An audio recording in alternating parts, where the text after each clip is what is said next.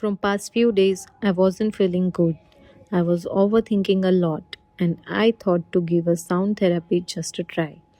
Honestly, मुझे लगा था this is just another session. But the moment I walked in, energy ही बिल्कुल अलग फील हुई. मैं एक्सप्लेन भी नहीं कर पाऊंगी प्रॉपरली. बट जैसे ही साउंड स्टार्ट हुआ ना, इट फेल्ट लाइक मेरा माइंड फाइनली स्लो डाउन हो गया. Sound healing is about slowing down your thoughts and reconnecting within.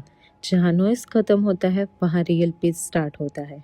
हम डेली इतना ओवरथिंक करते हैं, इतना स्ट्रेस लेते हैं और यहाँ बस एक मोमेंट आता है जहाँ कुछ सोचने का मन ही नहीं करता. It's not just relaxing, it actually feels like something inside you is healing. Like अंदर से बिल्कुल हल्का लगने लगता है. सेशन के बाद I didn't feel tired. I felt lighter, कामर एंड क्लियरर. अगर आप मेंटली एग्जॉस्टेड हो या लाइफ थोड़ी हैवी लग रही है, please just try this once. You will understand what I am trying to से.